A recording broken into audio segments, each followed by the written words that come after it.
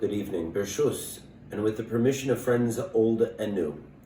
Tonight, we continue in the aphorisms, the dictums or the maxims of Hillel, and this particular dictums of Hillel that we will discuss in brief or in short this evening have withstood the test of time.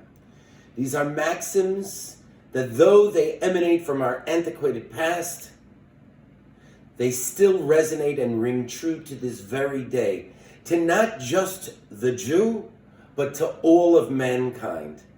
Hu haya omer, he used to say, Im eina nili mili, if I am not for myself, then who am I?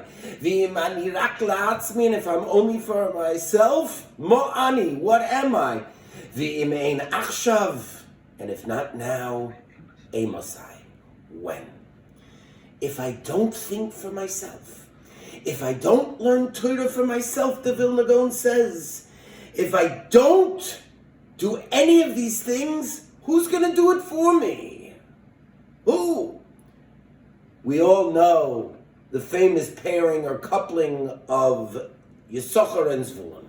Zvulun was working and Yisachar was learning Torah, and they made a pact that Zvulun would work and perform all of its trade in order to acquire and take a share in the mitzvah of the Limud Torah that the Shevet of Yisachar, who devoted themselves to learning Torah exclusively, would take a part in. On this model of Yisachar and Zvulun, many attempted to model themselves. The Talmud tells us in Zvachim that there were two other brothers named Azariah and Shimon. Shimon was very poor, and he learned Torah all day. And Azariah, he worked, and he was rich and wealthy. Azariah and Shimon made a pact in which Azariah would lend a helping hand and sustain Shimon through his learning. And during that period of time, Azariah would take a share in the mitzvah of the Limud Torah that Shimon accomplished. I find it fascinating, these two names. Shimon, the one who studied Torah. Shimon, the one who studied Torah, the Torah tells us that when Shimon was born, the Yaakov Avinu, Leah, called out, Shama Hashem. Hashem heard my prayers. I'd like to link that statement of Shama Hashem to the statement that Klal Yisrael made at Har Sinai of Na'aseh v'nishma. We will do and we will listen. We will listen, we will learn the Torah, we will understand its depths. Shimon, Shema Hashem, they listened to God. She listened, she expressed herself in gratification and acknowledgement that HaKadosh Baruch Hu listened to her prayers, but it's the Shema Hashem, this my Yisrael, Hashem Elokeinu, Hashem Echad, the Na'aseh v'nishma by Maimon Har Sinai, that the tribe of Shimon, and this Shimon over here, was learning. Azariah, on the other hand, his name is Ozar Hashem. Hashem helped. Or rather, we can say that Azar Hashem, because Azariah helped Shimon, God helped him too. But there are two other brothers that were not so successful in cementing such a relationship or forming a contract of one who works and one who learns. The Gemara in Soita tells us and relates the story of the author of this dictum, Hillel himself, the author of Im eina nili mili, and tells us the following tale. Hillel had a brother and his name was Shavna. And in the latter stages of Hillel's life, after they had both accomplished much, one in learning and one in his profession and wealth, Shavna approached Hillel, and the following discussion takes place in the Gemara in Sotah.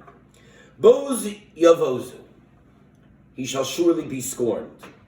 So the Gemara wants to understand, what do we mean by this expression that he will surely be scorned, which is really a citation to a pasuk in Shir Hashirim. So the Gemara says the following: Lo ki Shimon ache Azariah. Not like Shimon, the brother of Azariah, meaning they were good together. V'lo k'Rabbi Yochanan devei Niseya, and not like Rabbi Yochanan, who was supported through the house of the Nesias.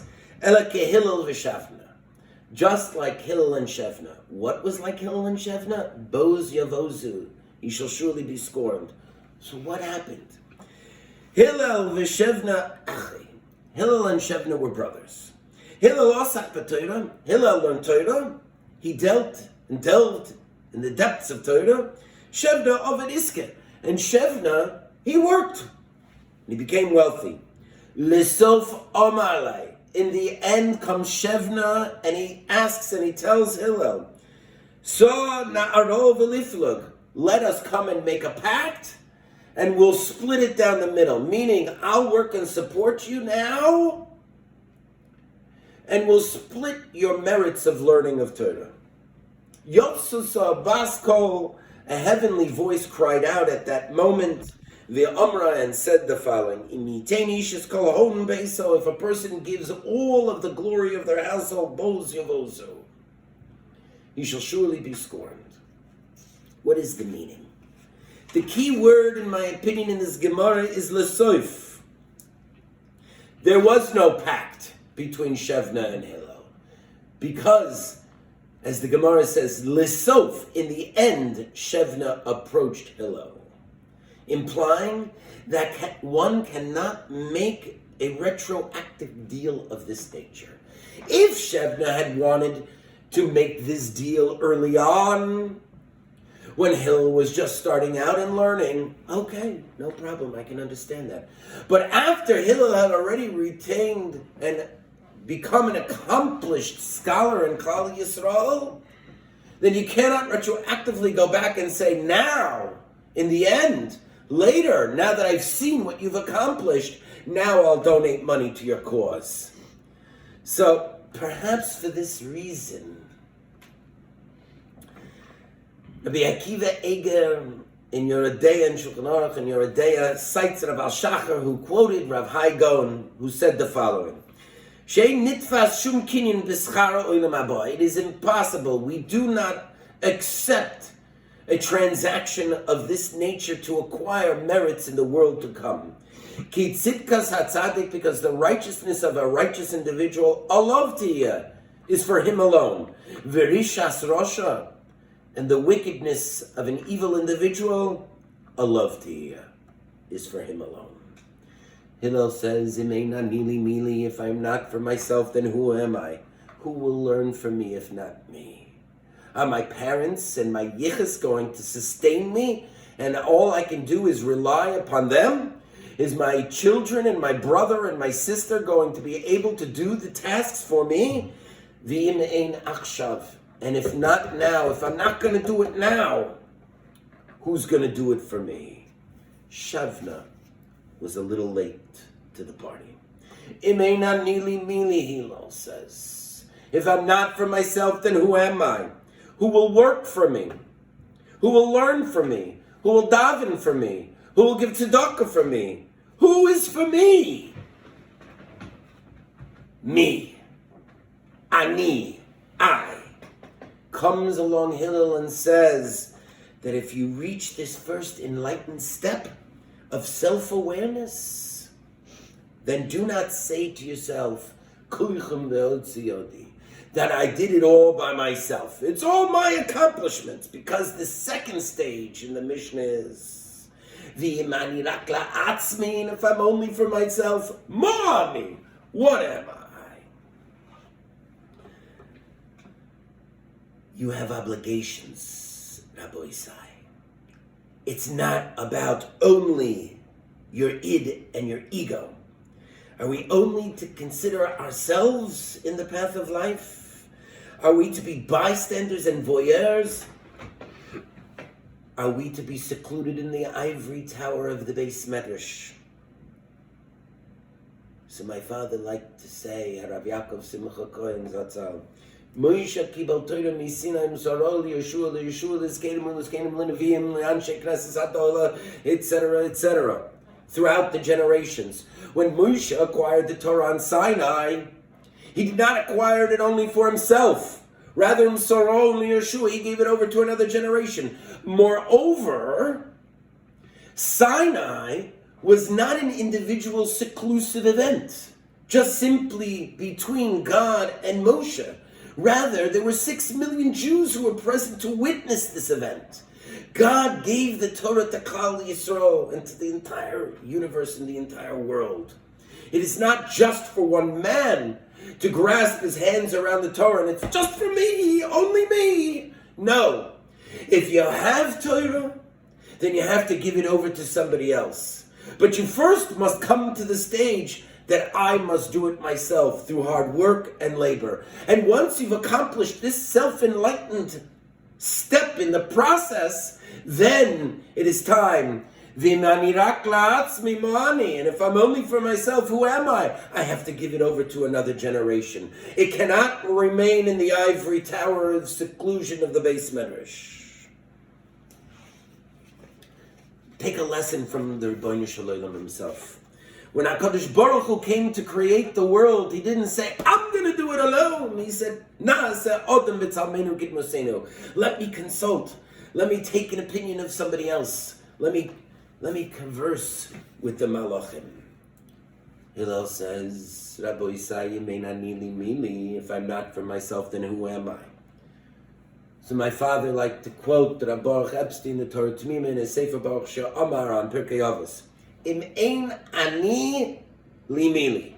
If I am not for myself, then who am I? The ani in this statement is not referring to the individual, but rather it is referring to HaKadosh Baruch Hu, as in the following examples, and there are many more. Ani Hashem Rovecha, I am the Lord your healer. Ani Hashem Elokeichem, I am the Lord your God. Leman Teidar ki ani Hashem, in order to make known that I am your God. And if I may, V'ahavta l'reacha kamocha, love thy neighbor as thyself, love your friend as thyself. Ani Hashem, I am your God.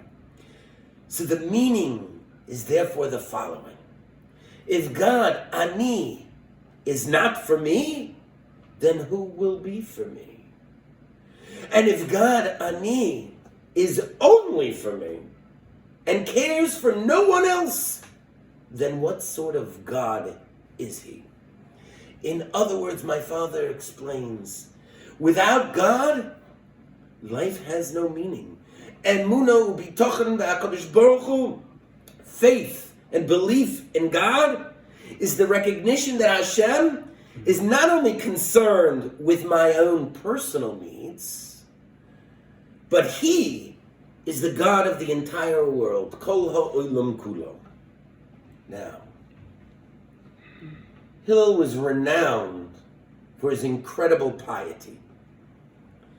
And thus, it's extremely perplexing, the story brought down in the Gemara in Sukkah that takes place by the Simchas Beis HaShoeva, by the pouring of the water, for which the Gemara says that if a person had not seen the happiness and the celebration that took place by the Simchas Beis HaShoeva and the Beis HaMikdash, he didn't witness and experience happiness and joy in his own lifetime.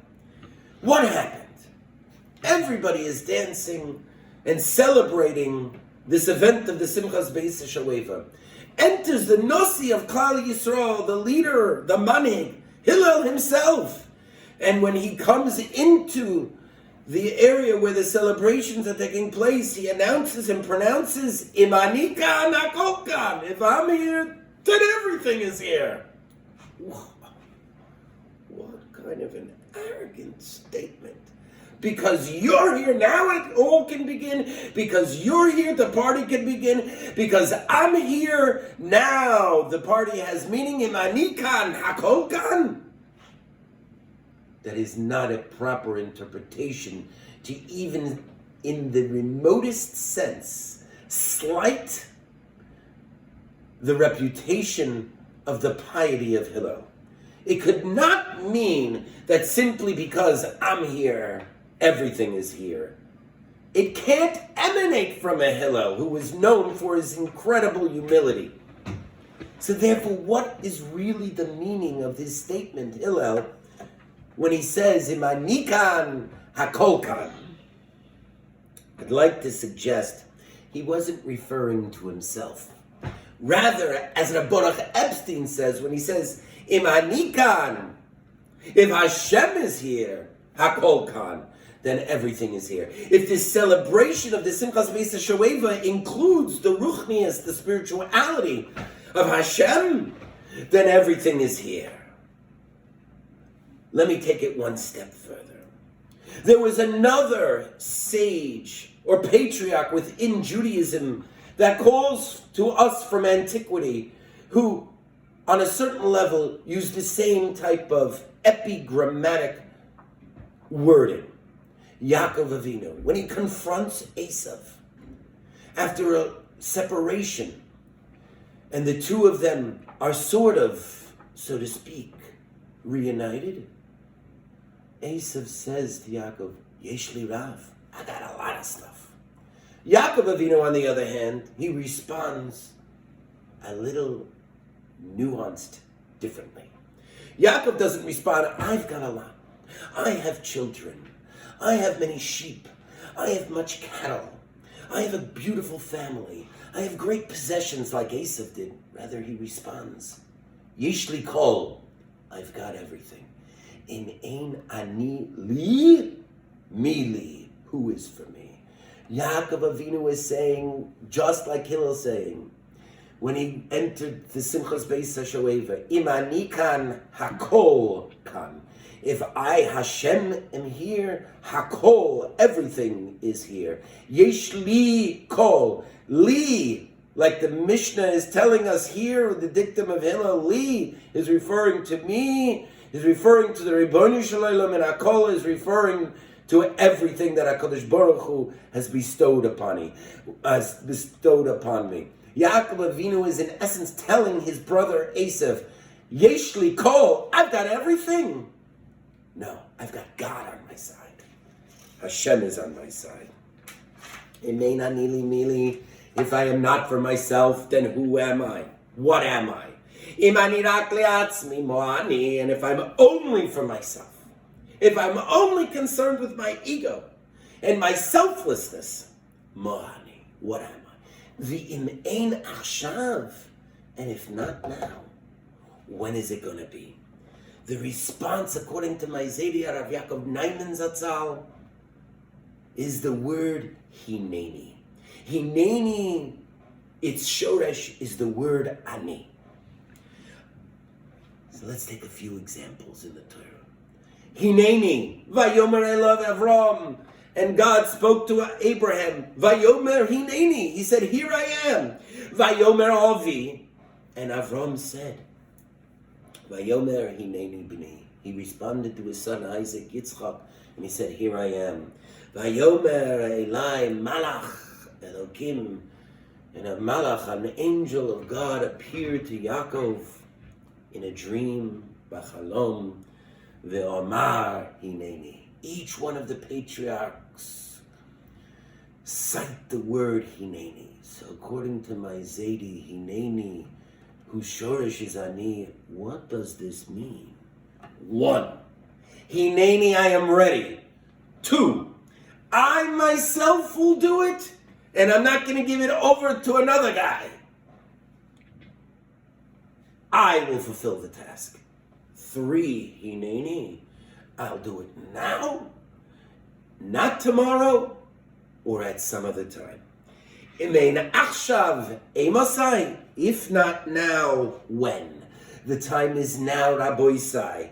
Don't let time slip away. Over zmano botol korbono. Once the time has come to bring a sacrifice and the time has passed, it's too late. It is nullified. Will I answer hineni? Will you answer the call hineni? Will we all answer the call hineni, that here I am and I'm ready to do it now? I'm ready to do it myself, and I'm ready to do it not at the expense of another. So let us all say hineni together.